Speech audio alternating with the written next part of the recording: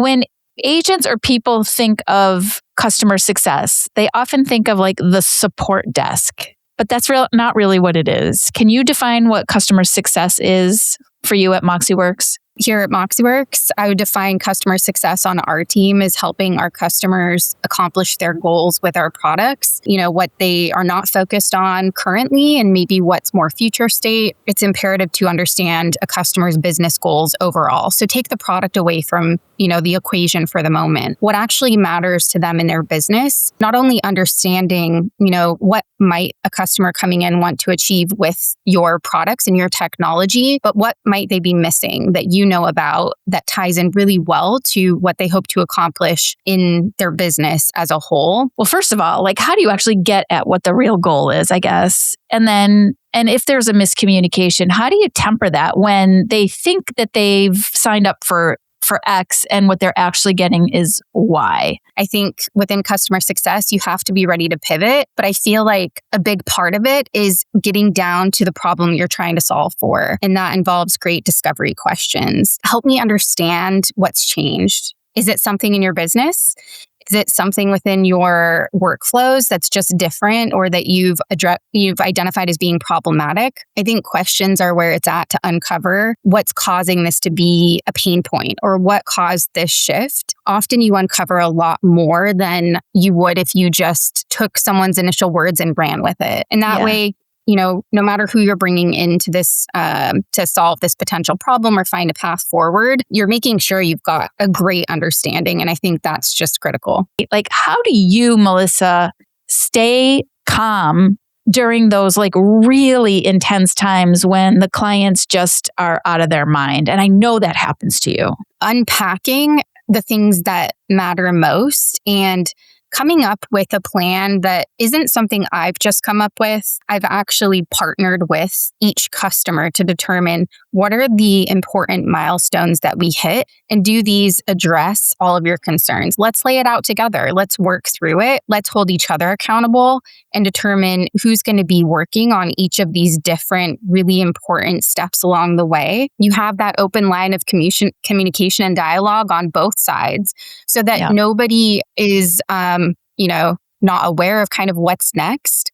I think that that's super important and helpful to keep everybody as calm as possible because you know what to expect. I would say the same is true for real estate agents working with customers. Laying out, here's all the things we're going to do for you if you work with us as a seller or a buyer. To me, that is so important to show and manage expectations that way because you know what to expect. And I think that's just one of the most important parts. Or what if somebody's not accountable?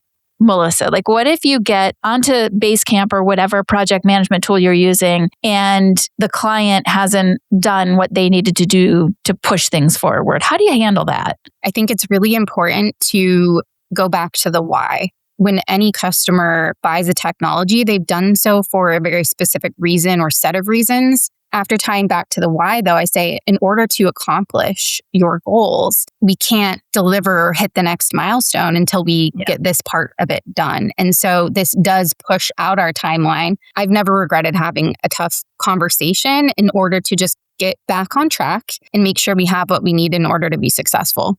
Now that you have a team of people working with you, like how do you inspire them to do the job that you do so well? How do you create culture within your team to, achieve your goals? I love to lead by examples, helping through the moment, letting them see kind of what approach I would take, then making it their own. So, okay, now that you've seen me do it, you do not have to do it exactly like I did, but there's certain elements that are important. And then kind of letting them take that next approach. And we use conversational intelligence, probably won't surprise you with technology and everything that helps with coaching. So I don't necessarily need to be there, but I can say, let me know how you think it went. And then also listen back to that call so that, my team is getting that critical feedback that helps highlight what went well, kind of where's their opportunity to get better, what were some things that were missed, or what were some things that I loved. So I try to bring all of our team together. We have a lot of role play style sessions. So I know that may not sound like fun in the moment. I think there is definitely some people who like it, some people who don't, but it makes us better so that we can have those conversations in the moment. And what metrics do you guys use to measure your success? So one of the initial metrics that I measure across my team is, are we meeting with this customer weekly, biweekly, monthly? The answer hopefully should be yes. And if yes, what are we focused on? So one of the things that I think is very important and ties back to something I mentioned earlier is each of my CSMs should know their book of business. They should understand what's important to each customer, what they're working on, what they're focused on. And a key element, I like to call it a success plan, but it could be called a value plan.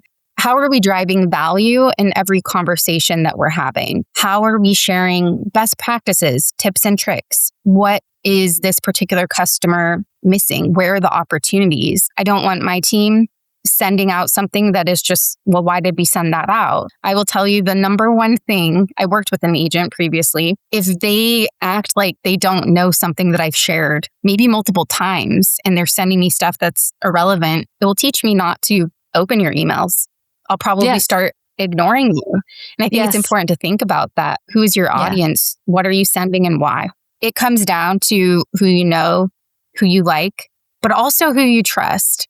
And speaking of like real estate agents, I think you're trusting that they have your best interests in mind. You're trusting that they've listened to everything that you've shared about what's important to you and, what you're looking for. And this is a huge transaction. And so I think it's just so, so important. And that's why referrals are so important. And, sharing your experiences. I think today, in today's world, the first thing I look at is reviews. If you are not taking care of your current clients and serving their best needs, listening to them, et cetera, I think it can definitely have a negative impact on your business in the future. Make sure everything you're doing aligns to your values and what matter to you.